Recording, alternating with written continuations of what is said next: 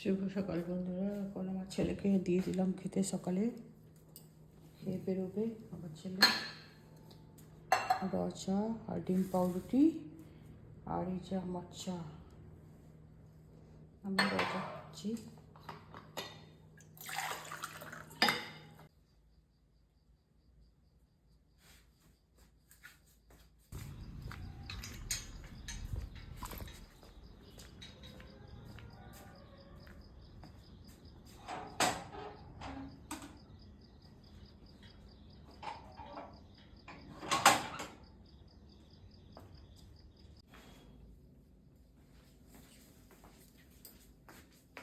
আজকে আমি কাজের মাধ্যম দিয়ে আমি গদাধরের জন্ম ও বাল্যলীলা সম্পর্কে একটু বলবো। তো হয়তো একটু বড়ই হয়ে যেতে পারে, কারণ বাল্য জীবন এবং জন্ম আর বাল্য জীবন বলতে গেলে তো একটু বড়ই হবে গল্প, যতই ছোট করে আমি বলি। তো গয়াধাম থেকে শ্রীযুক্ত ক্ষুদিরাম আর শ্রীমতী চন্দ্রাদেবী স্বভাবের অদ্ভুত পরিবর্তন দেখলেন গয়াধাম থেকে ফিরে এসে। তো তিনি দেখলেন যে মানবী চন্দ্রা যেন সত্যই সে দেবীত্ব পদবীতে হয়েছেন। তো কোথা থেকে এক সর্বজনীন প্রেম আসিয়া তার হৃদয় অধিকার করে উচ্চে আছে আর কি। তো সেই সরল প্রাণা চন্দ্রা স্বামীর নিকটে যে তার যে ঘটনাগুলো ঘটেছিল শিব মন্দিরের ওখানে,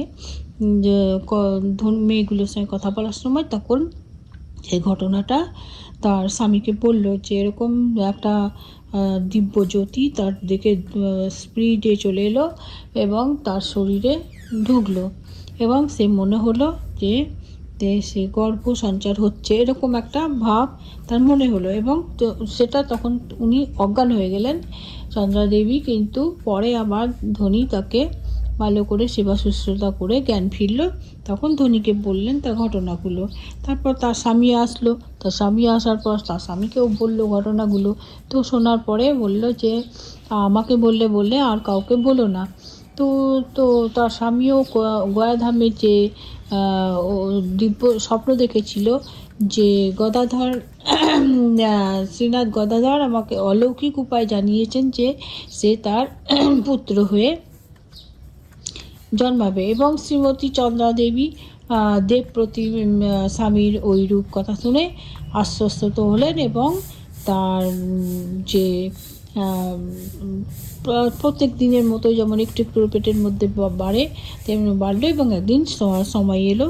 সেই সময়টা হলো ফাল্গুন মাস। তো শুভ ফাল্গুনী শুক্লা দ্বিতীয়া তিথি উপস্থিত হলো। তো তখন সে আসন্ন প্রসবা চন্দ্রাদেবী তার গর্ভস্থ সন্তান ভারে একদম ব্যথায় হয়ে গেছে। তখন রঘুনাথ বীরের যে মধ্যাহ্ন ভোগ এবং সন্ধ্যার যে আরতি, সেগুলো নির্বিঘ্নেই শেষ হলো আর কি। রাত্রে খাবার পর শেষ হওয়ার পরে তা শ্রীযুক্ত ক্ষুদিরাম আর রামকুমার একটা ঘরে শুয়ে পড়লেন, আর একটা রুমে শুয়ে পড়লেন চন্দ্রাদেবী এবং ধনী। এবং যখন বাচ্চা প্রসব হওয়ার সময় হলো, তখন সে ঢেকিশালে আসলো। আগেকার দিনে যে ঢেকিশালে বাচ্চা হতো, সে ঢেকিশালে আসলো, এবং সেখানে একটা সুন্দর ফুটফুটে বাচ্চা জন্ম নিল, এবং অদ্ভুত প্রিয়দর্শন বালক, যেন 6 মাসের ছেলের মতো বড়। পুত্র একেবারে ব্রহ্মমুহূর্তে সে ক্ষুদিরামের সেই দরিদ্র কুটিরে শুভ শঙ্খ ধ্বনিতে তার মুখর হয়ে উঠল তার সংসারে। তো শাস্ত্রজ্ঞ ক্ষুদিরাম নবাগত বালকের জন্মলগ্ন নিরূপণ দেখার জন্য যে ওই 1757 শতাব্দে 6ই ফাল্গুন, আর ইংরেজি সাল ছিল 1836 খ্রিস্টাব্দে 8ই ফেব্রুয়ারি। তো সেদিনটা ছিল শুক্লপক্ষ আর বুধবার শুভ দ্বিতীয়া তিথি। ওই সময়ে পূর্ব ভাদ্রপদ নক্ষত্রের সহিত সংযুক্ত হয়ে সংসারে সিদ্ধিযোগ আনয়ন করেছিল। বালকের জন্মলগ্নে রবি, চন্দ্র, বুধ একত্রে মিলিত আছে, এবং শুক্র, মঙ্গল ও শনি তুঙ্গস্থানে আছে দেখে শাস্ত্র যারা জ্যোতিষ বিদগণ সে নবজাতক বালকের জন্মক্ষণ পরীক্ষা করে ক্ষুদিরামকে বললেন যে জাতক যে রূপ উচ্চ লগ্নে জন্মগ্রহণ করেছে তাতে ওইরূপ ব্যক্তি ধর্মবিদ এবং মাননীয় হইবেন, এবং তিনি সর্বদা পূর্ণ কর্মের অনুষ্ঠানে রত থাকবেন, এবং তিনি দেব মন্দিরে বাস করবেন। আরও বললেন যে তিনি মহাপুরুষ বলে জগতে প্রসিদ্ধ লাভ পূর্বক সর্বত্র লোকের পূজ্য হইবেন, এইটুকুন জ্যোতির্বিদগণ বললেন তার সব নক্ষত্র ফক্ষত্র তিথি এইসব দেখে।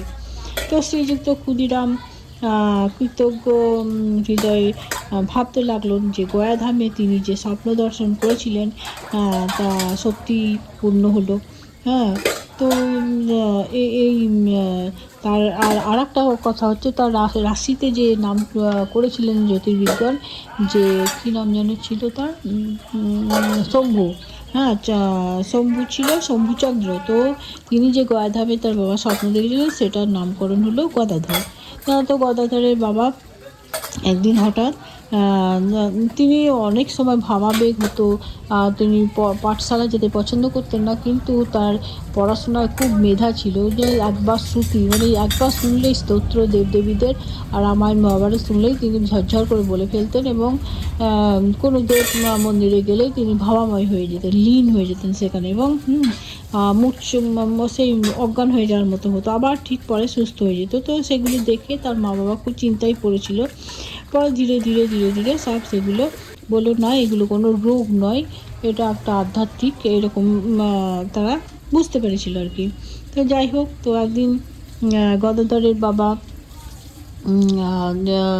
কোথায় যাচ্ছিলো, পুজো, হ্যাঁ, নবমী সপ্তমী গেল, সপ্তমী নবমী অষ্টমী সব গেল, তখন দশমীর দিন এলো, তিনি অসুস্থ হয়ে পড়লেন গদাধরের বাবা, এবং ক্ষুদিরাম আর কি, শ্রী ক্ষুদিরাম অসুস্থ হয়ে পড়লেন, এবং সেখানেই তিনি কথাও বলতে পারছিলেন না, এবং এমন সময় তিনি গম্ভীর স্বরে রঘুনাথ বীরের নাম উচ্চারণ করতে করতে তিনি ওখানেই হলেন আর কি, কী বলবো, দেহত্যাগ করলেন, এবং তার যে ইয়ে ছিল আর কি, কী বলবো, যে রামচাঁদ ছিল, এবং তাদের সাহায্যে গদাধর সুন্দরভাবে তার ইয়ে হলো আর কি, সৎ কাজ হলো, এবং তার খাবার দাবার রান্নাবান্না খেয়ে ব্রাহ্মণ ভোজন করালেন।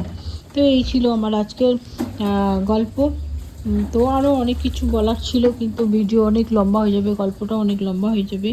তো এই ছিল আজকে আমার গদাধরের জন্ম ও ইয়ে বাল্যকাল। তো অল্প করে তুলে ধরলাম, ভুল ত্রুটি হলে ক্ষমা করবেন। তো এই ছিল আজকে।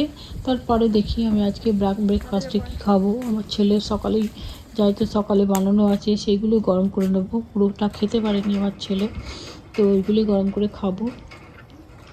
যাই দেখি, আরও কাজ আছে সেগুলো করে নিই, তারপরে ব্রেকফাস্ট করে নেবো।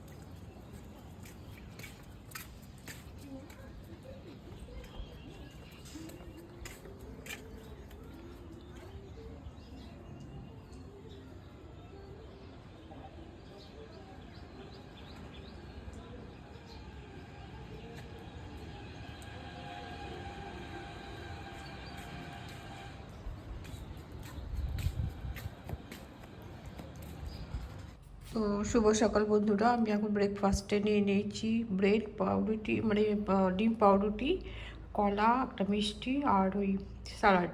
তো ডিম পাউরুটি থেকে শসা পেঁয়াজ খেতে আমার দারুণ লাগে, আর এইটা নিয়েছি মিষ্টি মিষ্টি খাবো, তার জন্য ডিম দিইনি। কিন্তু আমি অ্যাকচুয়াল আমার ছেলের জন্য ব্রেকফাস্টটা বানিয়েছি, আমার ছেলে 6 পিস বানিয়েছিলাম, 3 পিস খেয়েছে। অত সকালে তো আমার ছেলে খেতে পারে না, তো ভুল করেই বানিয়ে ফেলেছি, তার জন্য এটা। তো আর ডিম পাউরুটির ভালো লাগবে না আর বেশিক্ষণ সন্ধ্যা পর্যন্ত রাখলে, তো এটা আমি খেয়ে নেবো। তারপর ছেলে যখন আবার সন্ধ্যাবেলায় খাবো বলবে, যা তাই করে দেবো। তো এই হচ্ছে আমার আজকের ব্রেকফাস্ট। তো ব্রেকফাস্ট করে তারপর স্নান, পুজো, বাকি যে কাজগুলো আছে সবই শেয়ার করব। তখন ব্রেকফাস্টটা খেয়ে নিই, তার কারণ সকালে মুড়ি খাইনি, শুধু চা বিস্কিট খেয়েছি, তাই খিদে পেয়ে গেছে, অনেক কাজ হলো। জয় শ্রী শম্ভু, নমস্কার। আপনারা সবাই কেমন আছেন? আশা করছি সবাই খুব ভালো আছেন। আমার আজকের এই নতুন ভিডিওতে আপনাদের সবাইকে স্বাগত জানাই। তো আমার পুজো কমপ্লিট হলো, এবার তো একটা ডিউটি হয়ে গেল, এবার স্নান পুজো হলো বা রান্না হবে। তো দেখি কি রান্না করি, তারপর তো দুপুরে আপনাদের সঙ্গে শেয়ার করব। এই যে আমার মোটা কী করছে, যাও তোমার বিছানা করে দিয়েছি, রোদের মধ্যে শুয়ে থাকো, যাও শুয়ে পড়ো, কেন শুয়ে পড়ো, এবার শুয়ে পড়ো, বুঝলে বিছানা রোদে সো সো গুড গার্ল, শুয়ে পড়ো শুয়ে পড়ো শুয়ে পড়ো শুয়ে পড়ো, শরীর খারাপ নাকি? শুয়ে পড়ো শুয়ে পড়ো, রোদে পিঠে রোদ লাগাও, পিঠে রোদ লাগাও, শুয়ে পড়ো শুয়ে পড়ো শুয়ে পড়ো শুয়ে পড়ো, একদম শুয়ে পড়ো শুয়ে পড়ো, শুয়ে পড়তে বললাম না, শুয়ে পড়ো, গুড গার্ল। আমি রান্না করি, শুয়ে থাকো। শুভ দুপুর বন্ধুরা, এখন বাজে একটা, এই 1:30টাই বেজে গেছে আর কি, 5 মিনিট বাকি আছে। তো ভাত নিয়ে নিলাম। আজকে দুপুরের মেনু হচ্ছে লাল শাক ভাজা, পোস্ত ভাজা আর লাউয়ের ঝোল। লাউয়ের ঝোল খেতে আমরা ভীষণ ভালোবাসি।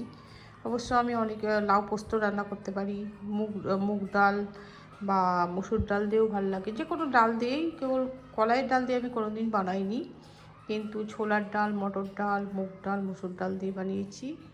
আর লাউয়ের ঝাল বানাতে পারি, লাউ পোস্ত, কিন্তু আমার ছেলে লাউ ঝোল, মশলা দিয়ে ঝোল খেতে ভালোবাসে, তো ঝোল বানিয়েছি। তোমার ছেলে রাতে খাবে তখন দেব। আর এখন আমি খাবো শাক ভাজা, পোস্ত ভাজা আর লাউয়ের ঝোল। তো আমার মোটা খাচ্ছে, ওই যে মোটাকে দিয়ে দিয়েছি মাছ ভাত। আর আমার ছেলে যেহেতু মাছ মাংস খায় না, তো ডিমটাই বেশি খাই, তো রাতে ডিম ভাজা করে দিই, ডিম ভুজিয়া খাই, টমেটো দিয়ে পেঁয়াজ দিয়ে লঙ্কা কম দিই, দিয়ে একটা ভুজিয়া বানিয়ে দিই, ওটা দিয়ে ও ভাত খায়। রাতে প্রত্যেক দিনই ডিম ভুজিয়া করতেই হবে। তো রাতের খাওয়াটা দেখায় না, যদি দেখাই কোনো দিন, তাহলে দেখবেন আমাদের শুধু ডিম ভুজিয়াই থাকবে আমার ছেলের ভাতে। তো এই হচ্ছে আজকে আমার দুপুরের মেনু। তো আপনারাও খান, আমিও খাই, সবাইকে শুভ দুপুর জানাচ্ছি এখন।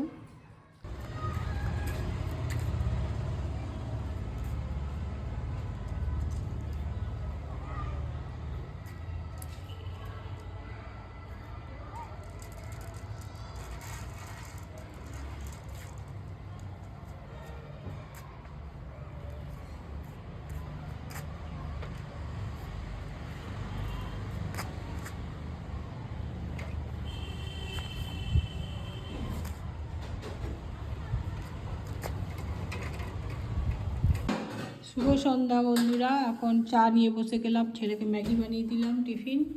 আর এই যে আমার চিড়ে বাদাম ভাজা, আমার মিষ্টি ঠান্ডা হয়ে আছে কিন্তু। আর এই যে দুধ চা নিয়ে নিয়েছি, আজকে চিড়ে ভাজার সঙ্গে দুধ চা, লাল চা সবই ভালো লাগে, তো দুধ দিয়ে দিই, আজকে ইচ্ছে করলো দুধ চা, আদা দিয়ে দুধ চা। আর এই যে ম্যাগি বানিয়ে দিলাম। তো এখন আমি খাবো চা।